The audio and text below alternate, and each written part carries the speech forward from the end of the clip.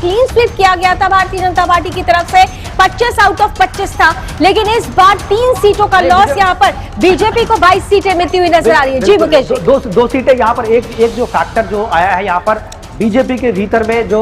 थोड़ी सी नाराजगी जो संगठन के स्तर पे, खासतौर पे वसुंधरा राजे सिंधिया के अलग हो जाने की वजह से ये फैक्टर थोड़ा सा वहां पे दिख रहा है। एक जो हनुमान बेनीवाल की सीट है वो भी अलग है, तो वो भी लग रहा है कि वो एक फैक्टर हो सकता है। लेकिन मुझे लगता है कि ये सीटें जो राजस्थान से जो सीटें हैं, राजस्थान में टक्कर पहले भी लोग बता रहे थे कि वहां पर काफी, हालांकि मैं राजस्थान के उन इलाकों में, लेकिन मैं अलवर के साइड में गया था तो वहां पर बीजेपी की लहर थी और उस बेल्ट में जो है बीजेपी मिलेगी। और 22 जो सीटें बता रही है वो मुझे लग रहा है कि ये जो सीटें कम हो रही है लामनी 3 सीटें, वो सीटें मुझे लग रहा है कि बॉर्डर एरिया की जो सीट है वो है थोड़ा, उनकी जो सीट थी जो हमारे कैलाश चौधरी हैं उनकी सीटें में फंसी हुई थी। एग्जैक्ट तो फिगर तब पता चलेगा जब हम इसके विश्लेषण में जाएंगे भीतर की कौन सी 3 सीटें हैं जो बीजेपी के हाथ से निकल रही है। तो ये जो है 22 का आंकड़ा है, हालांकि बीजेपी के लिए अच्छा नहीं, क्योंकि बीजेपी इसे स्वीप करने के मूड में थी और स्वीप करती जा रही। पिछली 14 में भी पूरा स्वीप किया था, 19 में भी स्वीप किया था, लेकिन इस बार 2024 में शायद जो है 3 सीटें बीजेपी के हाथ से निकलती हुई राजस्थान में, हमारे जो एग्जिट पोल है उसमें दिख रहा है कि 3 सीटें जो है वो राजस्थान में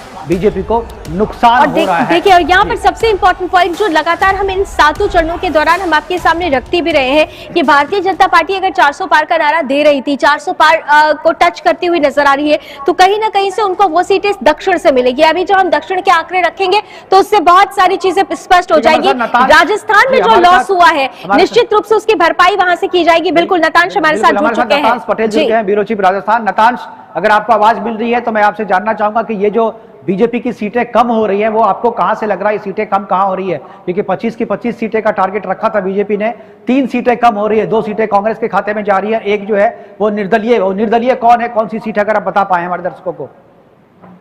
मैं आपको बताना चाहूंगा कि राजस्थान में ऐसा देखा जा रहा था कि साल 2014 के बाद साल 2019 में क्लीन स्वीप करते हुए नजर आ रही थी बीजेपी, लेकिन इस बार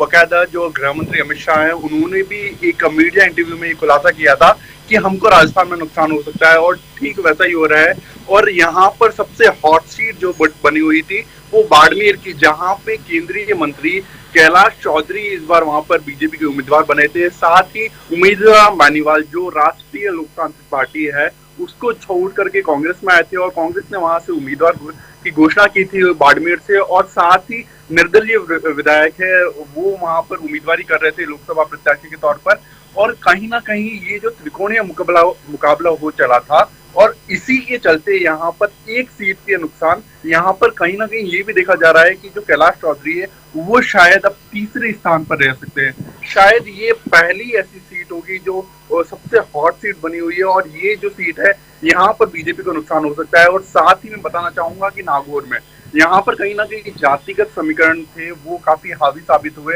और इसी के चलते जो हनुमान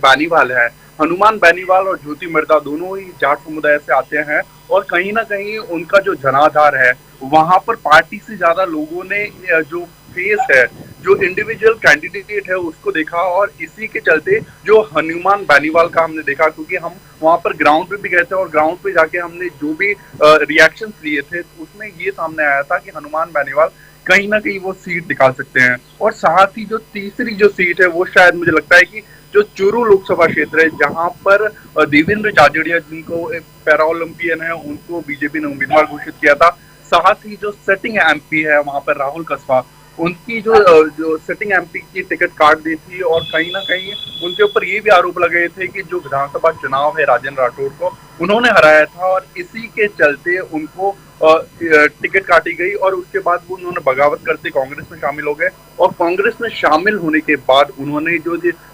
काफी भीतर बगावत करने के बाद कहीं ना कहीं नुकसान पहुंचा है बीजेपी को, और इसी के चलते ये जो तीनों सीटें हैं शायद यहाँ पर नुकसान हो सकता है। और इसके साथ ही मैं बताना चाहूंगा कि कई और भी अन्य सीटें हैं जहां पर टफ फाइट देखने को मिलती है, लेकिन वहां पर कहीं ना कहीं एज बीजेपी को मिलती हुई नजर आ रही है, हालांकि मार्जिन काफी कम रहेगी।